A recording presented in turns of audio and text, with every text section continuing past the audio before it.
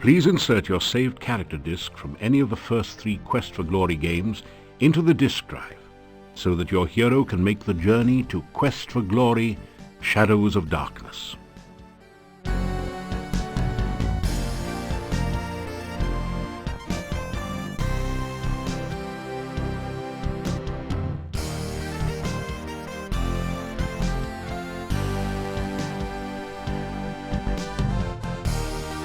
Your character has been successfully imported. Welcome to Shadows of Darkness.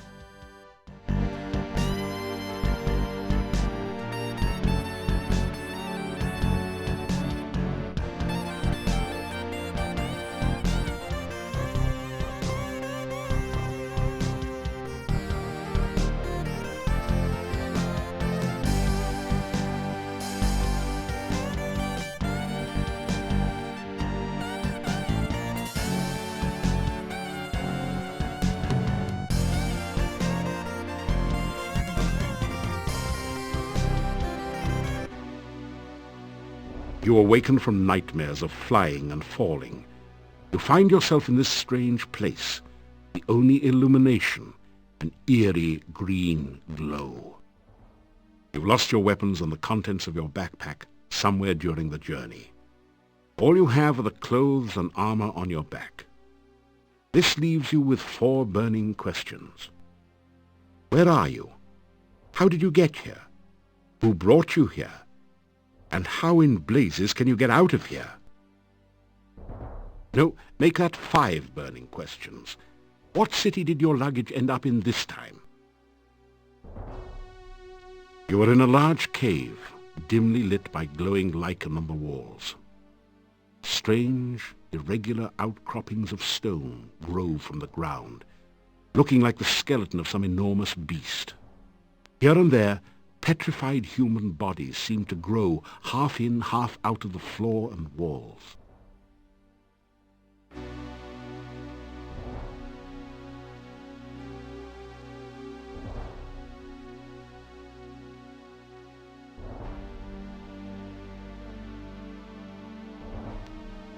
The desiccated corpse is half buried in the rock of the cave floor. You search the desiccated body. The only still usable item is a dagger, which you pick up. However, lying around the bones are some coins, 5 golden coins. Each have a crown stamped onto them, and 13 small copper coins, each stamped 1 kopeck.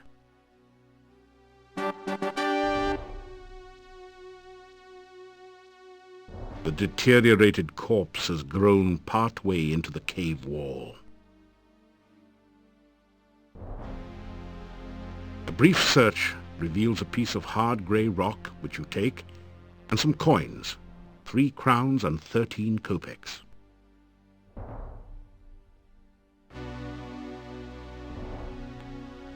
You find 30 assorted copper and gold coins on the body.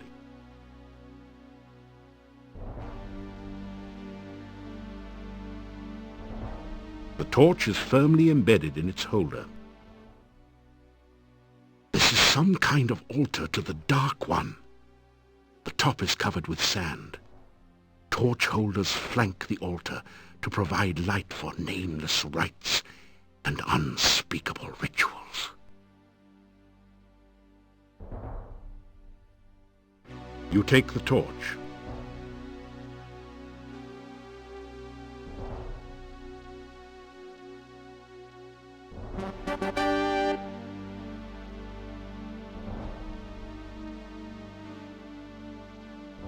You light the torch in the sconce with the one you are carrying. It seems to be a kind of stone valve acting as a door to the passageway beyond.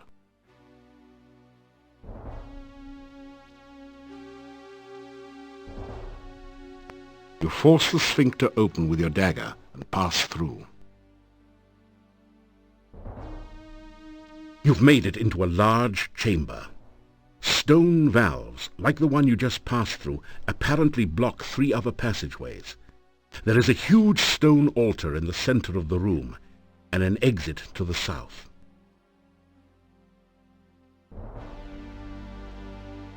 A stone valve blocks this passageway to another part of the cave. Try as you might, the stone valve will not open. Perhaps this isn't the right time.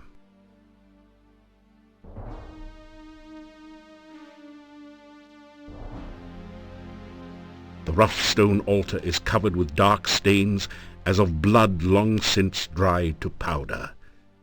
You feel a creepy, uneasy sensation whenever you pass near it. The altar feels strangely warm to your touch, but leaves a deeper chill somewhere within you. You pick up the canvas sheet and take 3 crowns and 17 kopecks from the pouch. He won't be needing them anytime soon.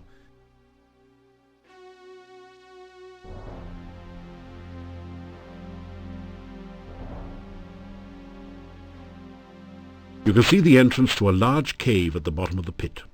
You catch an occasional glimpse of a horrid, multi-tentacled monster just inside the cave.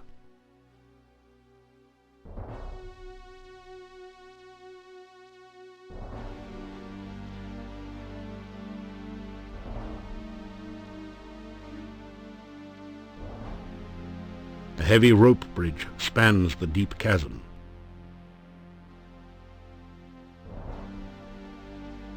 You cautiously test the rope before crossing.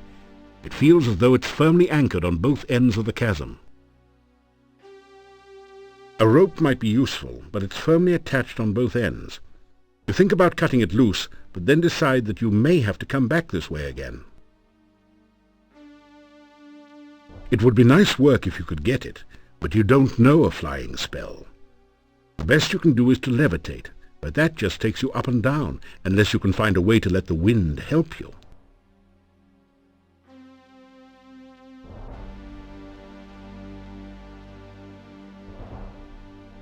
That didn't do anything useful. Nothing happens. As you hold up the sheet like a sail, you can feel the wind pushing it, and you, towards the pit. Unfortunately, you're a little too heavy. You don't think the wind is powerful enough to push you across safely.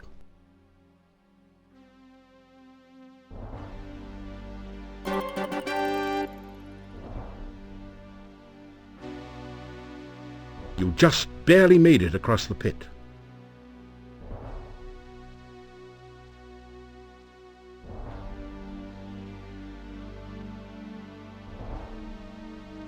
You slip through the mouth of the cave, just in time to avoid being crushed by its closing jaws.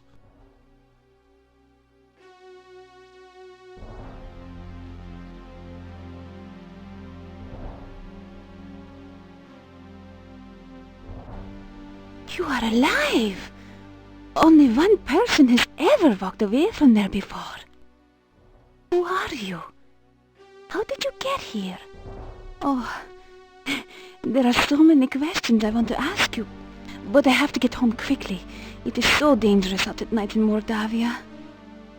The town is due north of here. Be careful, there are many bad things wandering around. Good luck! Oh, by the way, my name is Katrina.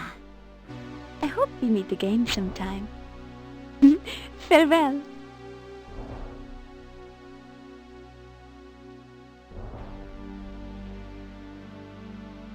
The cave mouth looks like the jaws of some horrid creature, waiting to chew up and swallow anyone who should be so foolish as to try to enter the cave.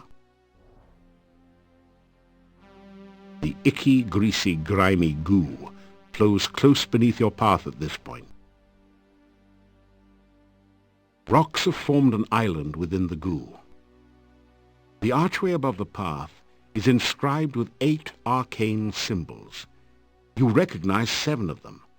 from Arcania 101 no doubt, as the symbols of blood, bone, breath, essence, heart, the mouth, and the senses. The eighth is new to you. It looks a bit like a six-tentacled starfish, or perhaps more like a squished squid. Something about the symbol fascinates and scares you at the same time.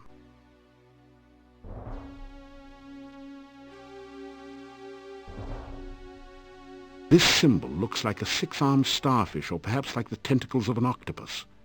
You sense a feeling of strange, chaotic power from it. The six-pointed symbol seems to pulse with energy and comes loose in your hand when you touch it. You have the feeling that you may need this sign, so you carefully store it in your pack. Now that you've taken the physical Dark One sign, there is no trace that it was ever there before. This symbol looks like a mouth with pursed lips. This symbol is a stylized representation of a crossed pair of bones. This is the symbol of blood in the form of a huge carved droplet. The cloud symbol is a traditional representation of breath. And of course, the dark cloud symbol is a representation of bad breath. This strange symbol is the traditional magic representation of the senses. This looks like a throbbing heart. This symbol is really abstract. You may have seen it once before, described in an ancient book as the sign of essence, or one's inner nature. A long crack has developed near the base of the archway, although it still looks stable.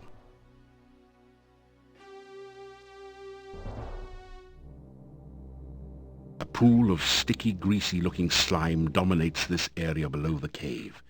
A stream of slimy goo oozes down the right side, and goo dripping on the path makes it slimy and treacherous as well. This tall standing stone has been carved, so that the top looks like a squid is perched upon it.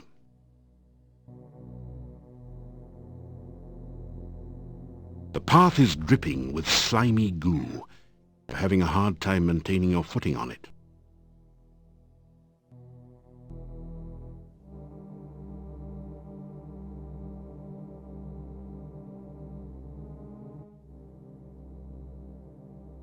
The heavy odor of decay overwhelms your senses and makes you feel slightly nauseated as you survey this gloomy swamp.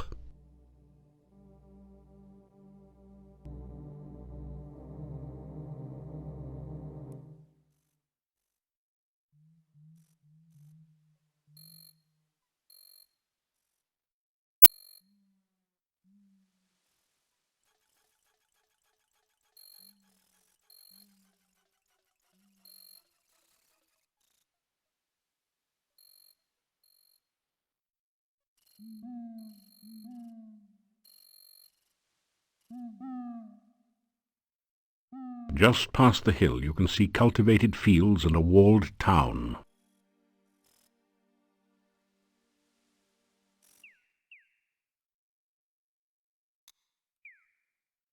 The walls of the town rise majestically above you. Some beautiful giant pumpkins are growing in the field. Tall shocks of corn have been harvested and wait here to be stored for the winter. You take an ear of the corn and put it away in your pack.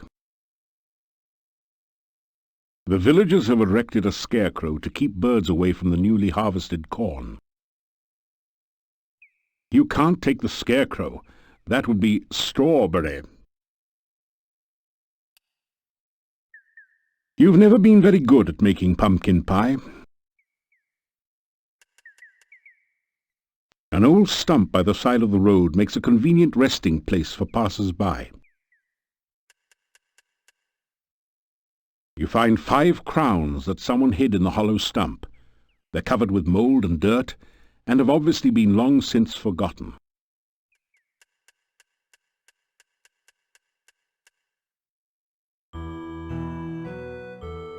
A familiar sense of peace and harmony fills you as you look around here. The smell of sweet flowers reminds you of Irana's peace in Spielberg. Your eyes are drawn to the staff in the middle of this lovely area. It is obviously a wizard's magical staff. The curved staff has a very organic look to it. Its curves seem somehow feminine. You can feel a sense of magical power radiating all around it. Beautiful, out-of-season flowers grow all around the stone monument.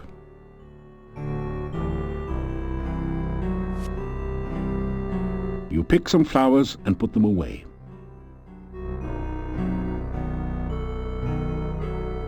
The staff feels warm and almost alive in your hand. You hear an eerie voice in your head. This I must first do. The sacrifice of life for one of love. You find yourself letting go of the staff very quickly.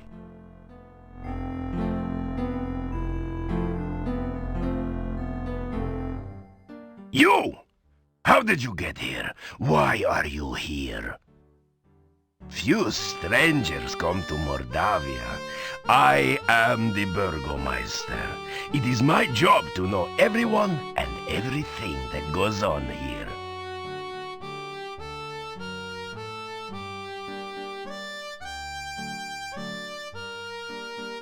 The Burgomeister stares at you suspiciously.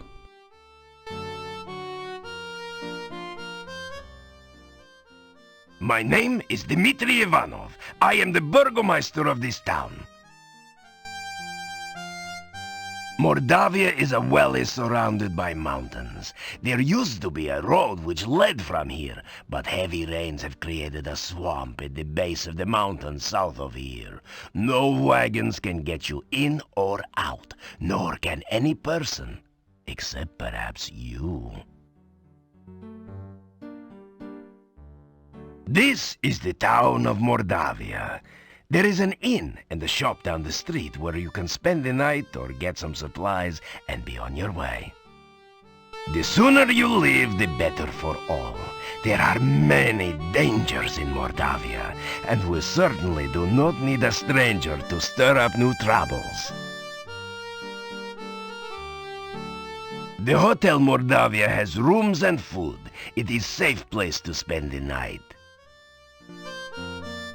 The shop does not carry much. We have been cut off from supplies for a while now. Still, you may at least restock your food rations before you continue with your travels. There are many strange and dangerous creatures that live in Mordavia. Trust nothing. The gates of this town are closed at sunset. Do not let yourself get caught outside after dark, for few can survive a Mordavian night or remain sane enough to speak of it. Just leave Mordavia quickly. No good comes from outsiders, and we do not want you here.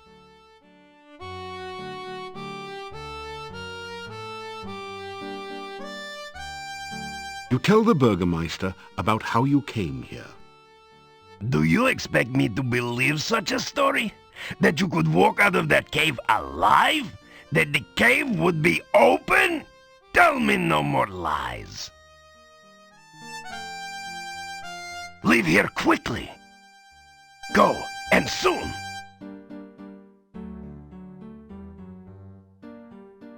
From the sign reading Burgomeister's office, you cleverly deduce that the Burgomeister works here. It's been years since you studied Mordavian, but you think that Burgomeister might be the word for mayor, or perhaps sheriff.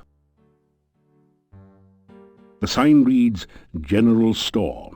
You wonder how much of a commission the salespeople get.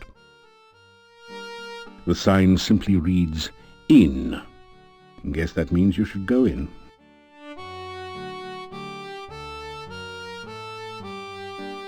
As you enter the northern part of the town, you hear the sound of a chisel chipping away at a stone block. A man is carving gravestones at one end of the street. Your attention quickly moves from the stone carver to the ominous Gothic building in the center of the street. There is definitely something not right about this structure. It is a thoroughly uninteresting wall. Sort of a wallflower. This is a bas-relief of a strange creature. It looks like an octopus with only 6 tentacles. You have a creepy feeling as if it is looking right back at you. You don't notice anything special there? This weather-beaten boarded-up door once sported a painted sign, but you can no longer read it.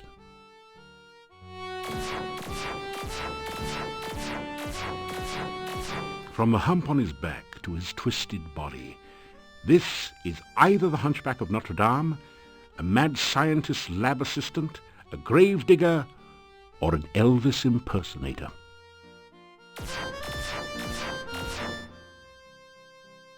Igor! Just Igor! Building was Adventurers Guild. No adventurers, no guild. Town Mordavia, this north part of town. Oh, this day job. Also work graveyard shift. Little graveyard humor there. Igor dig graves in cemetery. Igor put dead person in grave. Igor cover dead person with dirt. Igor put headstone on grave. Oh, plenty job security around here. Business is piling up. Little graveyard humor there. Again. Oh, Igor not hear rumors. Igor not no stranger in town. Igor not no doctor make strange things in lab. Igor not no funny man in inn not funny. Igor not know many things. Igor not hear many things.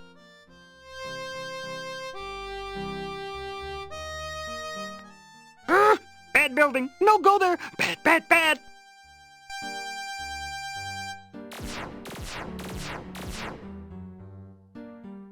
The headstone carver stares at you and then goes back to work. He looks at you and then goes back to work.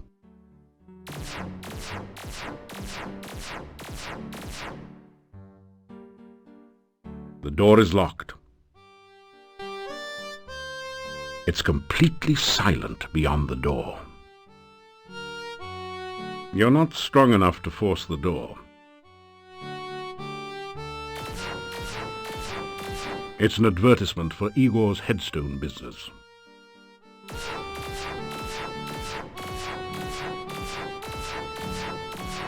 So, you are still around, are you? When are you leaving Mordavia?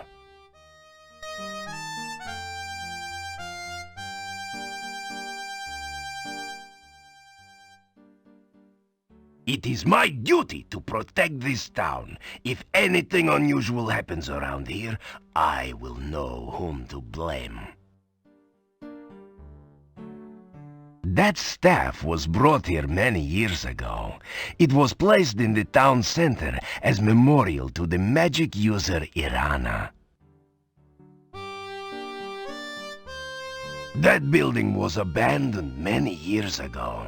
It is dangerous, and by rights it should have been torn down. Stay away from it. What am I, a gossiping old woman, for you to ask such a thing? The biggest news here is you. The Adventurers Guild is in the north part of town, but it's closed and boarded up. There have been no adventurers here since the road was flooded. By the laws of the land, I must give you the key for the asking. Perhaps it will be of some use to you.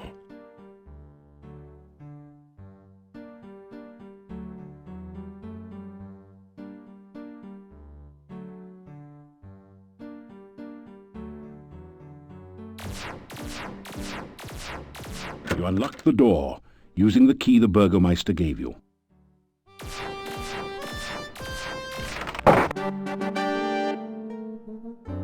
This place appears to have been an Adventurers Guild Hall at one time. Evidently there are no more adventurers left in Mordavia. The hall is badly in need of maintenance.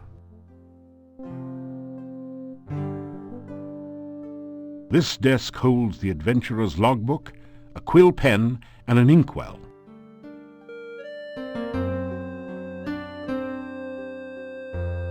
That would be a lot easier if the desk had a drawer. You sign your name into the adventurer's logbook with a flourish. It's almost become a habit by now. You read in the adventurer's log about some of the exploits of past adventurers in Mordavia. Prominent among them is the story of Pyotr and the Dark One's cult. Near the end of the book, Pyotr tells how he led the armies against the Chernovi cult outside the Dark One's cave. The fighters were trained soldiers, but the cult members fought like madmen. Suddenly the cult members changed their forms and became grotesque monsters. Many of the soldiers panicked and ran. The battle was nearly lost. Then Pyotr heard the voice of Erana. "By all my will, I banish you too." The voice was cut off. The cult members screamed and ran. Pyotr entered the cave and searched for some sign of life. All he could find were the grotesque remains of cult members. The only sign of Erana was her magical staff lying on the ground. Pyotr picked it up and left the cave, knowing that Erana was beyond his help. Pyotr then tells how he brought the staff back to town and placed it in the town square. A garden of flowers instantly sprang up around it. Near the end of the book, Pyotr tells that he was going to seek out the rituals of the Dark One and destroy them. There are no later entries.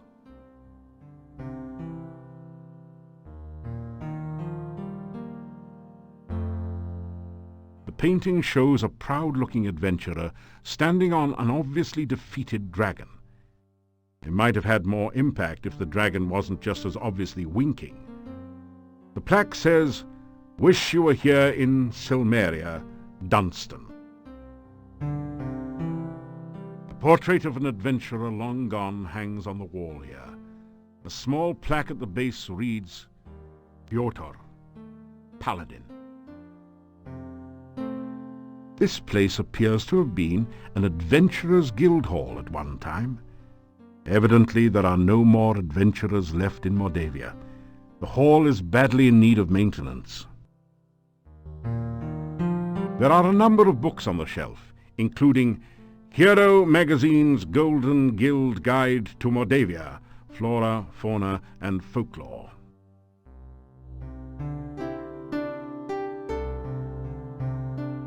Which book do you want to read? As you scan through Hero, the Journal of General Job Adjusting, you find quite a bit of information that might be useful here. There are a series of articles about the land of Mordavia. The town originally grew up around Castle Borgov. The Borgovs were the boyars, or local noblemen, assigned the role of guarding the area from invaders. The chapter on fauna describes a number of interesting creatures. The Necritor is a vicious carnivore with big, sharp teeth. Some of the other monsters sound even more horrific. In the forest lives the Lishi, a creature known for playing practical jokes on travelers and playing riddle games, but which can also be helpful to those it likes. You learn about the Rosalka, the spirit of a murdered unmarried woman. Such spirits are said to inhabit lakes and rivers. They try to avenge themselves by drowning any man foolish enough to approach them. You could really learn a lot by reading this magazine thoroughly instead of just browsing through it. Isn't it nice that we included a complete copy in your game box? The book turns out to be an advertising brochure. It says, "I, Dr. Cranium, predict that someday one of my descendants will become the subject of a major computer game. The Castle of Dr. Brain from Sierra Online." Jeez, how cheesy can you get? The book is all about using spells in unusual and creative ways, such as calming a fire, using alternate flame and frost spells to make something brittle and break, and so on. You pick up a number of useful tips which will improve your spellcasting.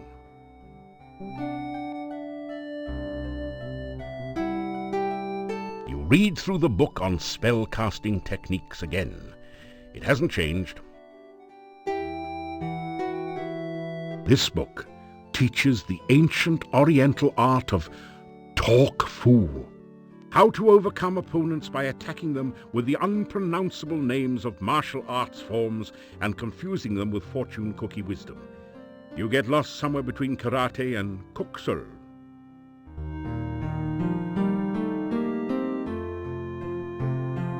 Hey, this isn't a lending library. Nice try, but the bookshelf won't budge. If there's a secret passage around here, it's hidden a different way.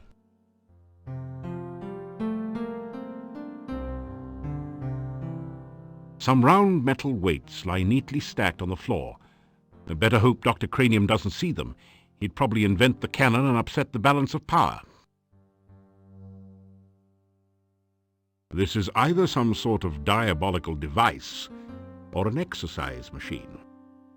Come to think of it, exercise machines are diabolical devices. It's a rare example of the deadly Mordavian moose, distinguishable by its long, fang-like canines. Someone has strung garlic around its neck, probably in hopes that it will stay on the wall.